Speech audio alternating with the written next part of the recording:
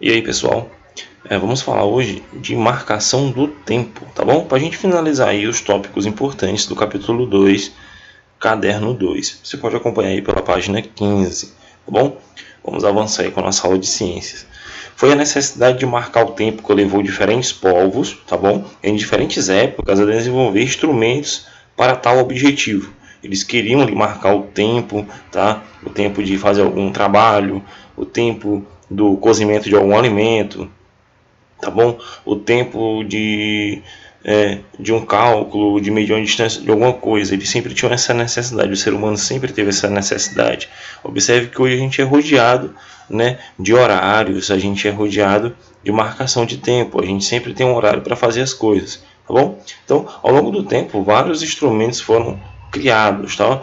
A clepsidra, o gnomo, o relógio do sol, a ampulheta, tá? E os relógios mais modernos, o nosso relógio de pulso, tá? O de ponteiro. Então tudo isso daí foi desenvolvido ao longo do tempo e a gente vai estudar alguns aqui agora, tá? O primeiro deles é a clepsidra, ou relógio de água.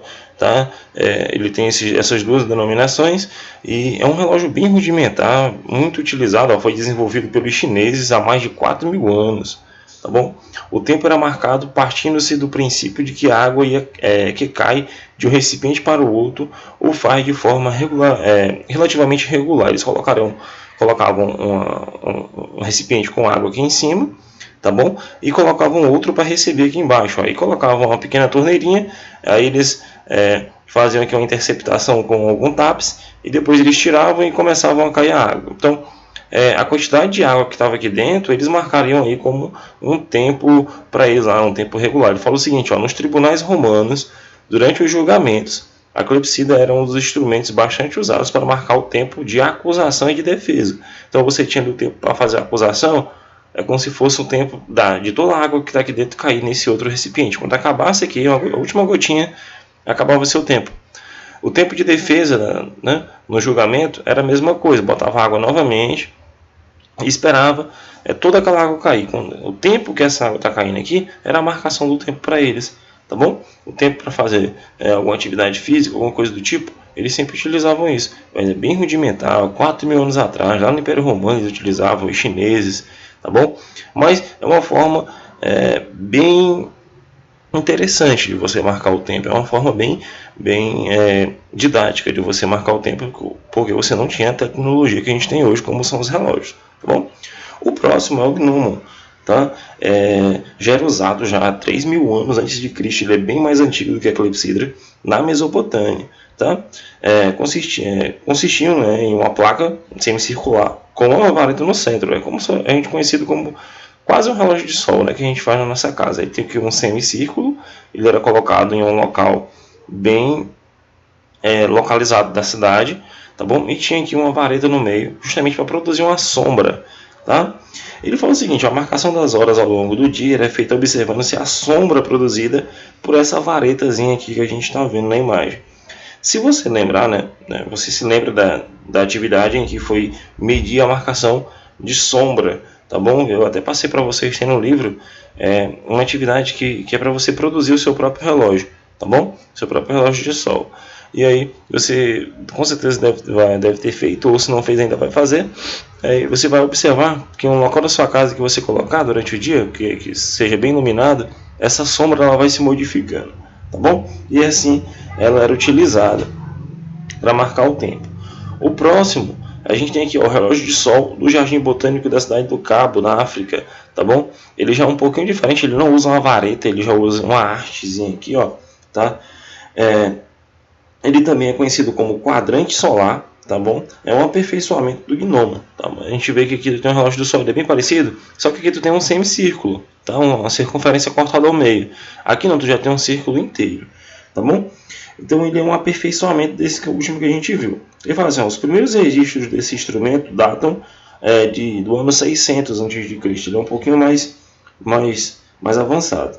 Lá na Babilônia, tá bom? Apesar de a marcação das horas pelo relógio de sol não coincidir exatamente com as horas definidas por um relógio mecânico, ele permite registrar a gente a passagem do tempo durante um período do dia iluminado pelo sol. Porque, professor, se não tiver o sol, tiver um dia de chuva, eu já não vou usar ele tem suas limitações, tá bom? Então, em algumas cidades, tu consegue observar isso no centro das cidades, tá bom?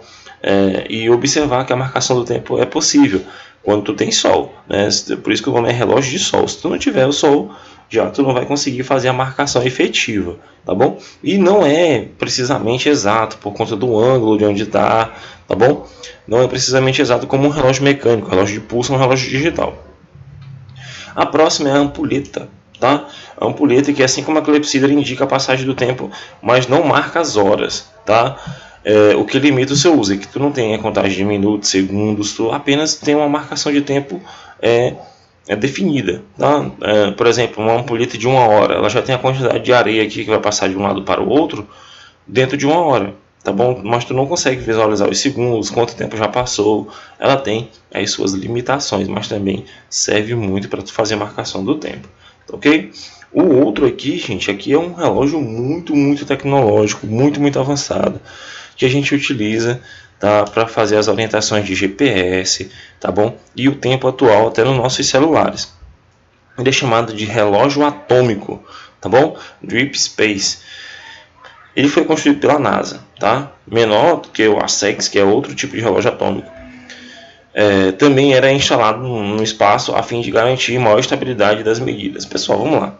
Esse aqui é um relógio atômico. Ele não é usado aqui na Terra, ele é usado lá na nossa estação espacial internacional, tá bom? Ele é movido a elementos químicos radioativos, tá bom? Como o césio, é um exemplo de um elemento químico que fica aqui dentro, tá bom?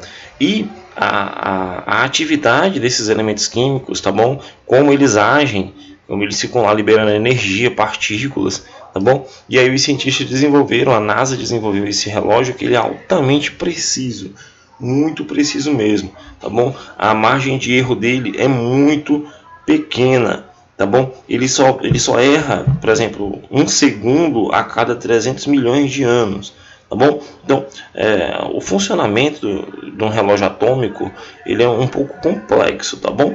Mas eu fico aqui para vocês, tá? Se vocês um dia perceberem, existe relógio atômico lá no espaço, sim, é um dos mais precisos que existem, tá bom? Com a margem de erro muito pequena. E o relógio atômico que fica lá, ele acaba ajudando, tá bom? Na orientação aqui na Terra, até mesmo no auxílio do GPS, tá certo? Então a gente fica por aqui com a marcação do tempo. A gente ainda tem os relógios mecânicos. E aí, então pessoal, a gente fica por aqui na marcação do tempo, tá bom? E aí, na próxima aula a gente já começa o capítulo 3, que fala de química celular. Forte abraço a todos.